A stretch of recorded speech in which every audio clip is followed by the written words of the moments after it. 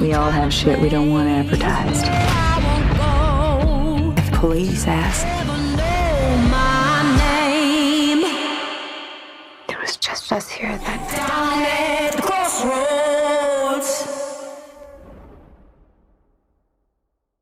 Welcome into another episode from the Critics Collective. I'm here with Mayte. It's me, the Dad Panther, and we're going to talk the very popular Steamy, The Hunting Wives, currently on Netflix. There's 8 episodes. 8 episodes. Some people have watched this multiple times. That just tells you what's going on in their personal life.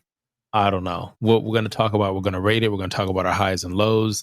And if it's your first time here, or you've been here before, hit the subscribe button, hit notifications, check us out. We appreciate all the love you guys have been getting us thus far. Now, IMDb says this. They say Sophie moves to a deep East Texas area, and she's trying to get that social life, the social life of Margot's charm, and her life is soon consumed by obsession, seduction, heavy on seduction, and murder.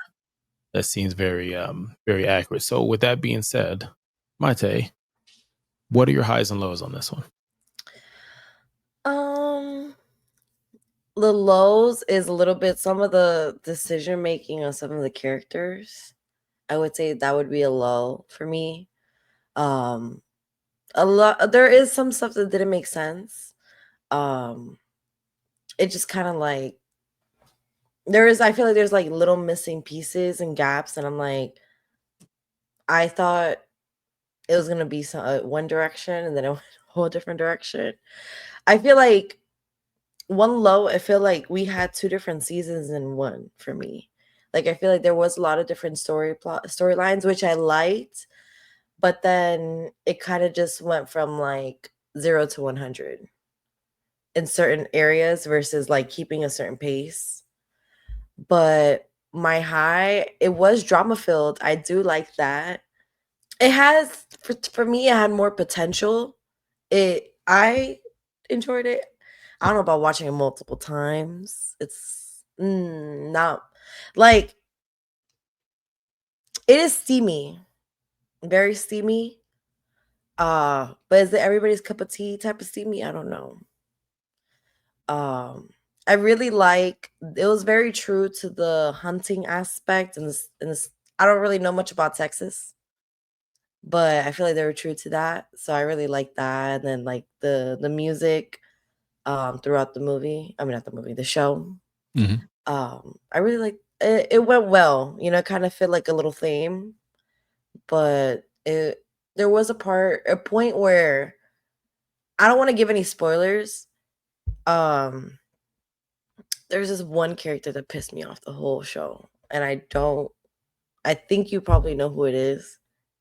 I'll give a hint. It's a guy. He pissed me off. But the husband, he pissed me off. Like, he's on the list. Oh my gosh. Oh my God. Sorry, my eye was itchy. But him, I feel like he brings it a little bit down. I feel like I wish he was more about some action versus like just kind of like being a little bitch. Just say it. I was like, can I curse? Maybe we live in different worlds, but I was like, yo, man, you're acting like a little bitch. Like, let's come on. That's what I'm saying. He's acting like a little bitch. Pick a lane. Pick a little lane. He's like, don't come home. Like, wait. You don't live here anymore. Yeah, like, can you like fight for your wife? But I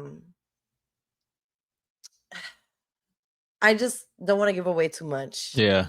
No, I get it. Like I would have to dissect it to really, but aside from that, like, like little plot holes, but it is drama filled. It's very interesting. Okay, so for me, if I want my lows, a lot of what you're saying is true. I felt like completely, you can guess who did it. Like, they're gonna try to do some stuff to switch it up. Maybe for me, I felt like I could guess who did it. I can be like, hey, this person 100% they did it, and unfortunately I was right. I get the plot stuff. There's stuff that doesn't make sense, and some of it is the editing. Like you said, it just feels so clustered. The beginning where you have a woman that's running, people don't know who that woman is running. who she is. And online, some people get completely confused. They believe the person running is this person, which is the end. And from the jump, again, that's the start. It's from a book. And the ending and certain people and interactions are not the same as a book. And that happens. But it just adds on to the fact that if we're going to get a second season, they've got to clean this up, because I don't think they knew that it was going to be this popular. It felt like the another negative or con would be people are watching television that's missionary, no pun intended. It's very missionary. So when they get a show that has sex in it, they're like, oh, because they're just not seeing it. Because 50 Shades didn't do it this well. And they're like, oh my gosh, you got to watch this show. And I was telling you off air, I was like, it felt like, not to say I've made those choices, but if you've made choices where you roll over the next morning and you're like, damn, that's the person I gave it up to last night, whatever happened, and you're not mad at it, but there's some regrets in there, some things you would have done different. When you watch this again, or you just sit back and take away from those scenes, you'll see there's not much here. There's not bones about it. There's characters. Almost every character is unlikable. I really mean that. Almost every character, no matter how much developmental they give you, they're unlikable. The jock boyfriend, I'm not going to say anything about him, but unlikable. Frat boy boyfriend.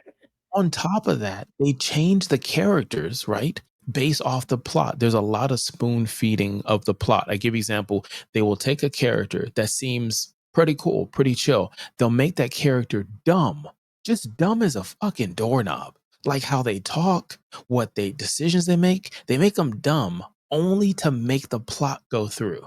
So that you say in your head, oh, that's why they did that, because they're dumb. They don't explain certain things like passwords changing. They don't explain those things. You have to hope we find out in the future for some of those things. Sophie, I just couldn't like her.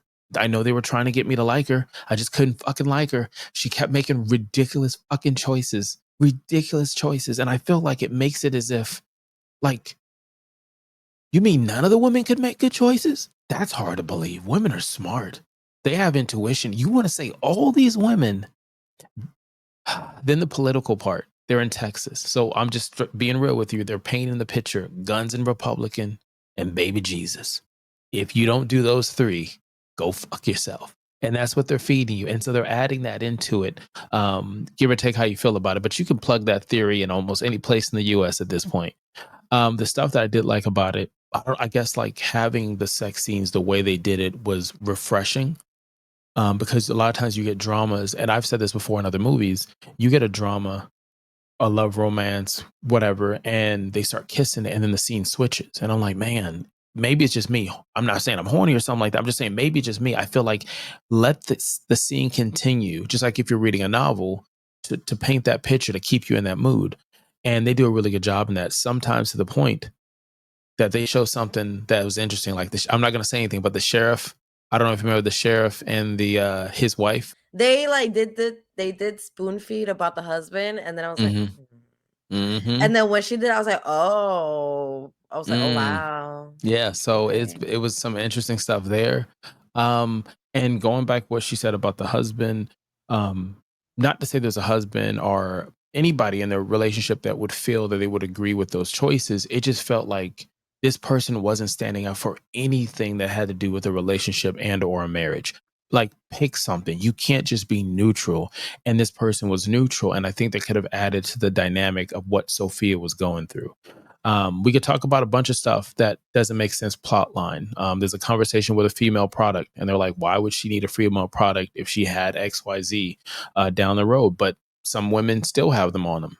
Just there's certain things where when you take a moment back, it's just not there. So, but there are some good things in it, like we mentioned. So now it is time to rate the ever popular The Hunting Wives. Came out in 2025, one season down. The rumor is they are going to go with the second season and hopefully tie up some of these loose ends and, add some other, I was going to say some other loose ends. But anyways, 5 is excellent. 0 is horrible. And for The Hunting Wife, that is pretty steamy. I'm going to say Mayte. We'll go with you. Like, what do you think you would rate this steamy show that gets you all in the feels and the mood? What would you rate that? And before you rate that, hit the subscribe button, like and follow and comment for more. And if you want to keep the mood going, We Vibe. Check out their site. In the products link, we got something there. You can go ahead and find something to keep you and your special person in the mood. So, Mayte, what do you got? See, I feel like when I first saw it, I was like, oh, okay. But then, like, when you really think about it, like, I feel like watching it up until that last episode, that last episode kind of changed my rating because I wanted more explanations. And like you said, I hope we do get them. If we do get a second season, because it is very popular, I hope they did it in a way that they clear everything up in season 2, if they do it. So for now, I'm gonna give it a 3. Ooh, okay. I agree. I wanted to give it a 4, but it just wasn't. It wasn't on par. Unspeakable Sins, which is on Netflix. If you want something racy and messy, go watch that. A lot of scenes in that one too. You have Untamed, really good drama on Netflix as well, and then you have on Netflix Hightown. If you're looking for something that keeps that same mood, some erotica in it, but it's really thought out storyline. Untamed and Hightown are really good. I wanted to give this a 4, but like we talked about, there's some issues with the plot. It's a cast you don't like. I understand not liking bad people, bad guys, but you just didn't like anyone. It didn't matter if they were good or bad, if it was a cameo. It just was, I agree with you. I hope that in the second season, maybe the first 2 episodes, you bring back the original cast and you do a recap episode that cleans up a bunch of stuff and you set this on the right path, because now it is, Desperate Housewives are loving it and everybody in between. But if you want the same feel, better execution, I just mentioned some stuff. You got Desperate Housewife, go back and watch that. Devilish Maids, go back and watch that. There was one on ABC that had, I think, teens in it. It wasn't like Pretty Little Liars, but I can't remember what it was. You had I brought it up love on, Devilish Maids. there was Or something that you Devious brought up. Maids. Yeah, Devious Maids. I I think that's love what it that show. was. You checked out Sirens. Check the review on that. There's some stuff that if you do want it messy and you want a more thought out storyline, there's some other stuff. But I agree. That's it. You could have been anywhere in the world and you chose to be here, and we really appreciate that. Until next time, kalika allow.